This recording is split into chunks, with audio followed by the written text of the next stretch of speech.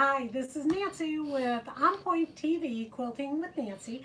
Thank you all for joining. We are doing our second YouTube Live today. I know it's been a couple of weeks since I've been able to be on, and honestly, the weather in Michigan has just been too perfect. I can't be inside my studio when the weather in Michigan is as perfect as it has been. So I've been spending a lot of time outside, which has been really fun. And the technique I want to teach you is one that I've honestly been planning for a few weeks. It's kind of like a technique that is important, and it's a quilt pattern that you probably have seen before, but it's not really a full class. It's not like I need 10 sessions to show you how to do this. So I thought it would be perfect for YouTube Live. What I'm going to teach you is tumbling blocks. So tumbling blocks have been around for ages. It is a classic pattern. So this is, let me turn it this way. That is your basic tumbling block. It is made with 60-degree triangles. Usually there is a light, a medium, and a dark, and it's got that three-dimensionalness to it. Now keep in mind there's a gazillion ways that you can actually make a tumbling block, but I'm going to show you what I really think is the easiest method for making a tumbling block. So I'm going to move this one out of the way. This one has been in my unfinished box. So this is how I store my unfinished quilts. Lots of them get stored in pizza boxes, clean pizza boxes. Go to the pizza box store and say, can I have some pizza boxes? And they'll say, sure. Sometimes they'll charge you $1. So the first time I did this was on this quilt. So this is a quilt from Cafe Facet. So one of his very, very first books with Westminster Rowan fabrics, and I just loved it. And what I loved about it was the idea where you can see, hopefully I can show you this. This is the tumbling block, and these are setting stars, if you will. It makes the process of making a tumbling block so much easier. Now, I do have quilts that I've done with just the traditional tumbling blocks where you're piecing hexagons together, but this just made it easier. So this is one of the remaining leftover strips from that quilt, and so you can see that this is your row. So your row is that tumbling block with the triangles on either side, tumbling block with the triangles on either side. So for this technique, the block is 3 60-degree triangles and 2 equilateral triangles on the two sides. So when you do it that way, you're able to put blocks together in solid rows. So it makes the whole process of tumbling blocks much easier. Here's another one that has, this also is a Cafe Facet type design. Now this one is actually more of a Lemoyne star type, but it is made with tumbling blocks. So here's 2 diamonds and a block. This is 2 diamonds and a block. And when those sets of 3 went together, then you added another diamond. And all of these actually intermingled with each other. This piecing, not so easy. This one took a bit. The one that inspired me to actually show you how to do this is this one. All right. Now this quilt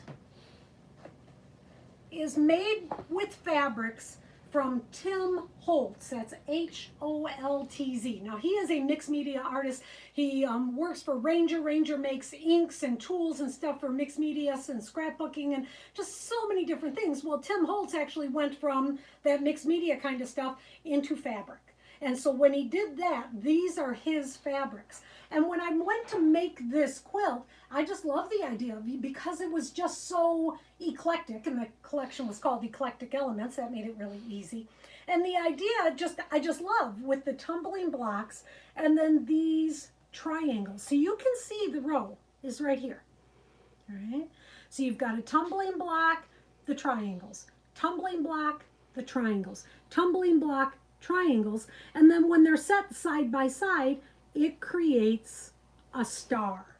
So this quilt is called Diamonds and Stars, and the pattern for this quilt is on our website. So it's a free pattern. So if you go to onpoint-tv, quiltingwithnancy.com, and then get down to the resources section. I got to tell you, I had a hard time finding the resources section when I was on my phone, but it was a lot easier when I was on my computer. If you get to the resources section, there's 3 free downloads there. One of them is about power cutting, the second one is about setting squares and triangles, and the third one is the diamonds and stars pattern. Now I got to give credit where credit is due, so let me get into here. Okay, I got to show you the middle of this quilt. Right? Zoom. Okay, I don't know if you can see it. Sorry to be flashing this in your face so much. So if you look here, look at on this tumbling block. Do you see where you've got the 60-degree diamonds? And then look at this guy up here. He is a pieced diamond. Right above it, same idea. 2 60-degree diamonds and a pieced diamond up here. Those pieced diamond sections come from a designer from Canada. Her name is Linda Franz, and it's Frantz. And her book is called Diamonds and More Diamonds. Such a cool book, and also a fabulous teacher if you ever get a chance to take a class with Linda Franz. The idea that Linda does is the Dear Jane blocks. Dear Jane blocks are like these little dinky blocks, might be this small, maybe a little bit bigger, and they're very intricately pieced blocks. Well, good old Linda Franz took those already intricately designed blocks, and then she made them into diamonds. And so that's where these patterns come from. So cool. Her instructions are exceptional. If you've ever wanted to do one of those miniature blocks, that's where you really need to start. Linda Franz with a Z. Go to her website and she's got all of her books on it. So that was really what I started with. I had those diamonds pre-made probably 3 or 4 years before this fabric ever came out. I kind of sort of happened to remember I had them, and so I created the whole Tumbling Blocks quilt with those around. I'm going to show you 2 techniques for piecing this Y seam. This is a Y seam, which is the exact same seam that we do in Lone Stars. So if you ever want to see it with a Lone Star, I've got that whole video series out there on piecing a Lone Star. And I go very, very in-depth on the Y seam. We're going to do it a little bit here too. But I'm going to teach you another technique. And the second technique is from a designer and teacher. Her name is Gyleen Fitzgerald. And her company and website is Colorful Stitches, and I think colorful is the OU kind of color in there, but Gyleen Fitzgerald, if you just type in Fitzgerald Quilter, you will find her. Phenomenal teacher. Again, if you ever get a chance to take a class with Gyleen Fitzgerald, don't miss it. And her technique of this intersecting seam, she calls butterfly seams. So just a different technique. I'm going to show you how to do both of those. But what I really want to show you is the way to doing these with jelly rolls. What's a jelly roll or a design roll? This is what it is. So a jelly roll is going to be a 2.5 inch wide strip with all of the colors from a particular designer's collection. Excuse me. So all of this variety, here is another one I have here. All right, well, you can't really see that one very well because it's still, oh, I'll just open it up. Why not, right? So this one was, the first one was a Free Spirit design. This is a Camelot design. Really, really pretty, soft colors. I think that one's going to be fabulous. Don't know about you, but I'm addicted to jelly rolls. I will buy them at a drop of a hat just because they're pretty. No other reason. So I want to show you using the jelly roll because then that's going to give you a variety of colors and fabrics, and you don't even have to cut the strips. So half the work's already, well, okay, not half of it. A quarter of the work is already done. So I got this really cute little collection. This is a collection. Let me turn this one. I think this was a Camelot fabric, and this is with Lion King, and who does not love Lion King? So the first thing you want to do is open up your jelly roll and organize it from light to dark. So I've got my darkest ones down here, and then my lighter ones up in here. Because with a tumbling block, it's important that you try to get the light, medium, dark of the tumbling block to actually make it tumble. It gets that 3-dimensional look. So one thing to remember is that these blues are obviously dark. So I could use this green with the blue, that would be the medium, then come up here and get one of these lighter ones to be the light one. But what about if you wanted, because I only got 3 blues left, what if I wanted the green to be the dark? I could do that. If I took that green to be the dark, this yellow to be the medium, and maybe this guy to be the light. Whoops. Simba, behave yourself. So then we would have the dark, medium, and light. So dark, medium, light are subjective terms. Every fabric can be lighter or darker than any other fabric. It depends on the one that you're using with it. Okay, so to start this out, I took my fabric strip. So I've got 2 here. I've done a dark blue and an orange right there, right?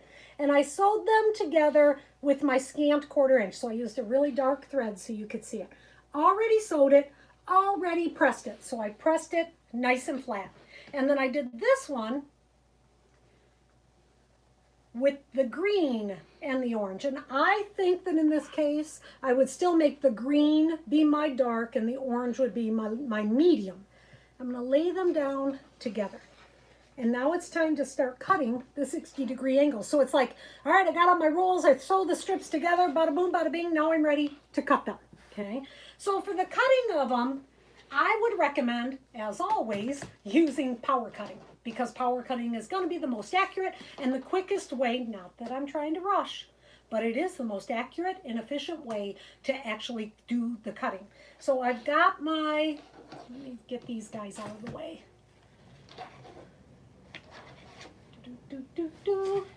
Okay, so I've got my 8.5 inch ruler. On my 8.5, and this is an Omni Grid ruler, there's the 30-degree, 45-degree, and 60-degree angles. These are the angles that I'm going to use for my cutting, that 60-degree angle. So then I want to cut these diamonds the same size as my strips. A jelly roll or a design roll is going to start 2.5 inches. So I have placed my glow tape. So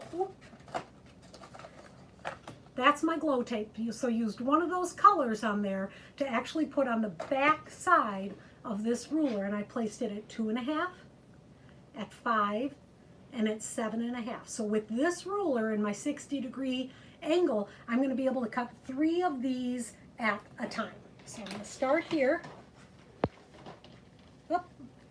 I want to start with, try to be consistent. I'm not always, so sometimes my tumbling blocks kind of tumble in the opposite direction, which honestly doesn't bother me. But if it bothers you, be sure that you always have your dark on the bottom, whoops, dark on the bottom, medium on top. If you do that all the time, yours will be a little bit more consistent than mine are. Now I'm going to line up the 60-degree angle of my ruler on the bottom here. So here's my 60-degree angle of my ruler, and I'm going to cut. Now I have to turn these around because I am right-handed. Okay, get these out of the way. Now I come back, and again, using the 60-degree angle, and this is at 7.5 inches. I'm going to set that right on my strip. So the angle that I just cut, oops, almost did that wrong, is right here at 7.5 inches. And the bottom is running along the 45-degree angle. Athena, can you see that really good? All right, so I'm going to take the phone from Athena. Please excuse the fingers that probably just went in front of you. Hey, ooh, we've got a little bit of glare here. Okay, so here is the 7.5 right there on that angle that I just cut. And then this is the 60-degree angle running right here along the bottom of that strip. Okay, so that is going to be where you're going to place your cuts. And I'm going to bring the camera back to Athena. I should have let her say hi. Next time I get a hold of the camera, I'll make her say hi. Okay, so now I'm going to cut using power cutting. So with power cutting starting at 7.5, cut, slide this over to 5 inches, lining 5 here, keeping the 60-degree on the bottom. Cut, slide this over to 2 and a half, 60 degrees, still at the bottom, and cut. So I would do that all the way throughout, and then I would end up with all these diamonds. So what's different here is normally you would cut your diamonds and then sew them all together. With the jelly roll, you don't have to pre-cut them. I'm just taking the strip and sewing the strip together and then just cutting them out all like that. So I'm not having to piece my triangle, unpiece my diamonds first, all right? I don't know if I explained that well enough. Normally, you take strips, you cut the diamonds, and then you're piecing all individual diamonds together. By using a jelly roll, you sew the strip first and then do the cutting. So I'm eliminating kind of like that little bit of fussiness that you usually do at your sewing machine. So now we're going to go to the ironing board. Oh, wait a minute. Nope, we're not going to go to the ironing board. I need to cut some of my light colored strips. So I've got a stack here that I have been using. And I'm going to do the exact same thing with this. So these are my light fabrics. I've already cut some of them off. Boop, boop, boop. Just like before, I'm going to start at the 7.5, 60-degree angle, running along the bottom. 7.5, 5, and 2.5. There. So these are going to be the top diamonds. These are going to be my bottom, the medium and the dark. So now we're going to go over to the ironing board. So we're going to kind of eep over here. Athena, be careful. Oh, you might want to show RC. People like to see the kitty. RC is our, oh, there, and I guess he's afraid to, he's being shy today. That's something new for him. All right, so Athena's going to go up. Nope, I need you to go up to the ironing board. It's almost like we rehearsed this, but maybe not as well as maybe we should have. Okay, let me move the ironing board. Whoa. This way. All right. So now we're here at the ironing board. I'm going to take the diamond sections that I just made and I'm going to press them in one direction. I'm going to choose to press these to this dark fabric. Again, if you are really persnickety about you want the consistent dark on the right, light on the top, medium on the side, then you want to really take a lot of care knowing which way your diamonds are, the strips, whether or not one is on the top or the bottom.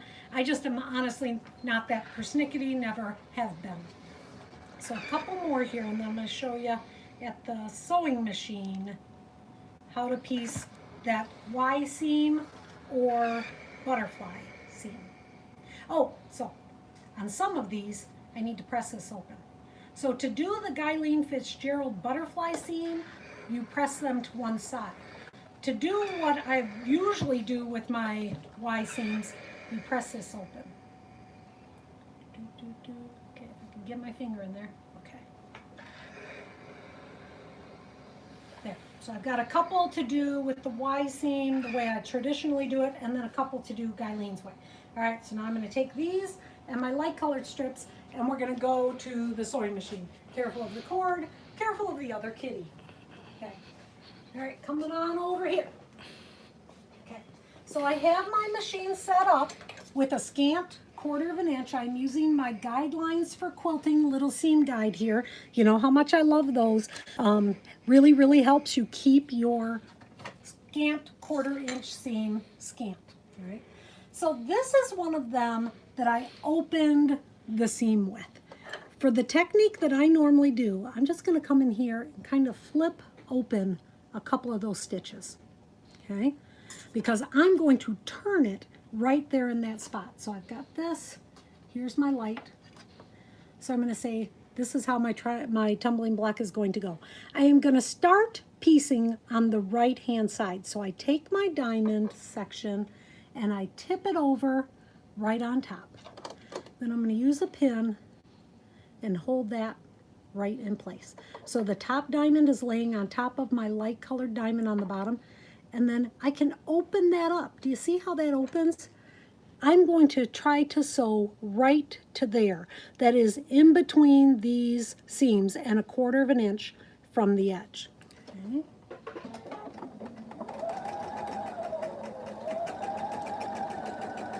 Get right in there, and then my needle is going to stop right in that intersection. Now I spin this, take this pin out, and literally spin this around. And this is the exact same way that I did it on the Lone Star, where I just kind of spun it around. Now it's going to start up again. And I'm going to do that again. So here's my piece. I'm going to take out, just kind of randomly, take out a couple of those stitches there at the top. This is what he's going to look like. That's what he's going to look like. Little Simba's face. That is Simba, right? Okay. I'm going to take this. I'm going to sew this seam first, always sewing the right-hand side seam first. So flip that right over on top and pin it.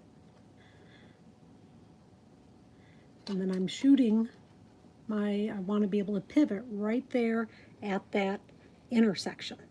Okay.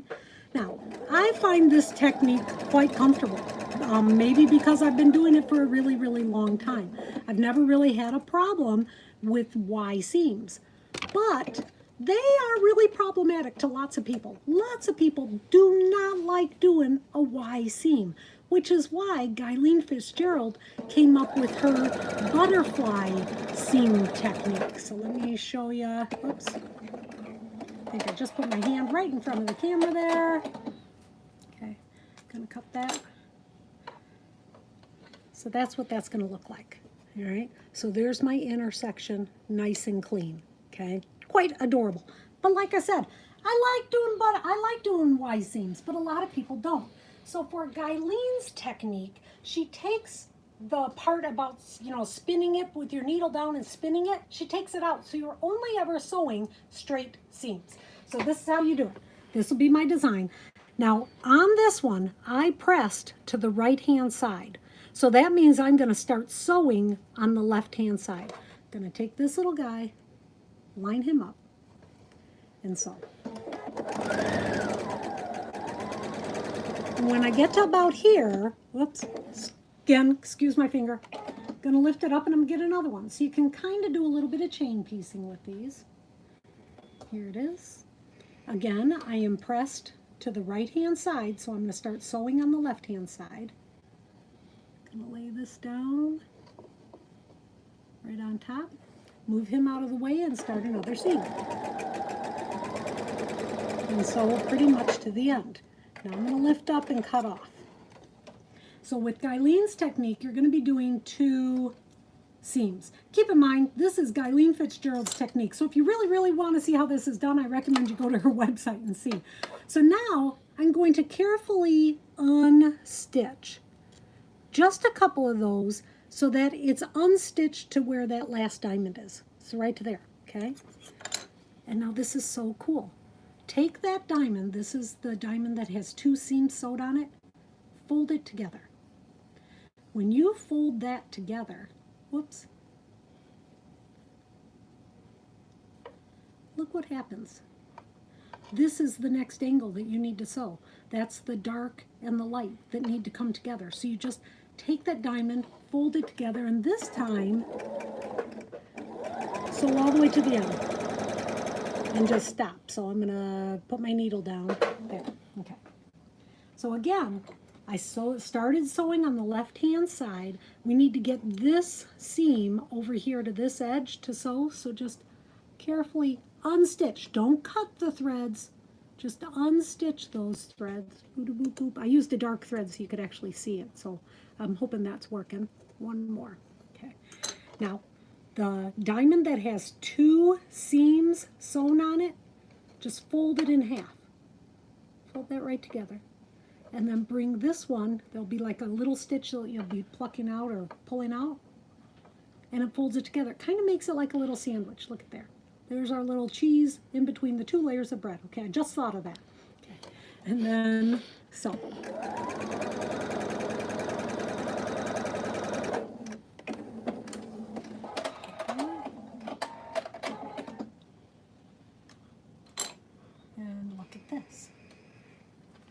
So there you have a tumbling block.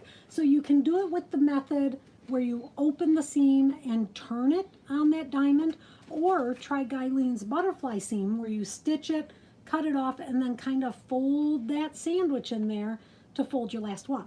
So now let's go back to the ironing board because I gotta show you. Oh, I'm sorry, not the, yes, the ironing board. Okay, sorry, Athena. Say hi to the kitty. See, there we go. Well, that was Athena falling. Please excuse. That's why we do live videos. Okay, so now I'm going to press it. So, oh, there it is. So when I pressed it to one direction for Gyleen's technique, now I'm going to press it in the opposite direction because that's the way that it's now stitched down. And then like that. There's one tumbling block. And then here's the one where I did the opening. When I do the opening seam, I press the top or the light one down completely. So there, so that one was open, but I don't keep these open. I just keep that one open so that it's easier to piece. So now we have two really adorable tumbling blocks. But now the question is, what's next? What do we do? Now you could take those tumbling blocks and try piecing them together with this continuous angle. And if you do, you are a quilting superhero because this is not easy. Do you see a single straight line to be stitching? No. You end up this is your row here. Doom, doom, doom, doom, doom. Now there are some ways that you can do it where you actually piece around this one, so it's always a set-in seam, so you end up making octagons and octagons and octagons and octagons, and it really works pretty cool, but it is not easy, people. So this is what I want to show you for making an easier tumbling block is this. Taking that tumbling block and adding to it the equilateral triangles. All of my friends are going, she knows what an equilateral triangle is? Yes, I do, because I'm a quilter. So we're going to add these to the top and the bottom so that when we're piecing them, it'll be just one straight line, and then we'll do row after row. And the truth is that's pretty much the entire technique, but I'll bet you're wondering, what size do you cut those? The equilateral triangles, if you will add 1/4 of an inch, you'll be able to cut your strip. So let's go back to the cutting board. Okay, I'm going to take the camera. Oh no, I just put my thumb right over the lens. Please forgive me. I'm a reversing camera. Okay, there we go. Hi, Athena. Okay, we're coming back this way. See, I told you I'd tell her hi. Oh. Say hi, Athena. Hi. All right, there we go. So now I've got to find the orange fabric. Here it is. All right. So I picked this fabric. Isn't that the prettiest fabric you ever saw? I got that. Some people are going to go, oh my goodness, where did you get that fabric? Mwanza, Tanzania is where I got that fabric. I was blessed to be able to go to Mwanza, Tanzania and teach the people there, the ladies there in particular, there were a couple of guys, how to sew. Such an amazing experience. I brought cranking sewing machines with us. It was so cool. So anyway, that's where I got this fabric. So for this technique of those equilateral triangles, you need to cut your strips 1/4 of an inch bigger. So these, the strips we were using, were 2.5 inches, right? So I want to cut or tear these 2 3/4 inches. All right, can you see this? Athena's trying to point this out to me. That's mulligan. So the white cat you saw is RC for Ryder Cup. This is mulligan. I kind of picked them up from the Humane Society while Bill was off to a golf tournament, and so I decided to give them golfy names. So we call them Mully and RC. So back to quilting. All right, so I've got my strip, and I'm going to cut it or tear it 2 3/4 inches. And why do I say tear? Because I'm going to tear that the length of fabric. Just like that. Tears beautifully the length of fabric. And then you just take off a couple of those strips. Okay, if you want to stay here and look at mulligan a second, I'm going to go and press this really fast, okay? Mulligan, entertain our guests. There, okay, I'm back. So I press this. Now I have a 2 and 3/4 inch strip. And this is where I like to, hopefully, there it is, find a little bit of a smaller ruler because I need to cut equilateral triangles. So I'm going to come to the side here so Athena can stay in place. Ooh, this is a good, why didn't we ever do this before? No idea. I don't know. So here is the 60-degree angle of my ruler. I'm going to place that there. And then you can turn. Now there are a couple of different rulers out there for doing this, but if you can do it with a ruler you already own, why not? So now I'm putting that on the 60-degree angle. And I'll cut that. And then using the same ruler, you don't have to keep turning the, no, is it this way? I want to cut that. There it is. Okay.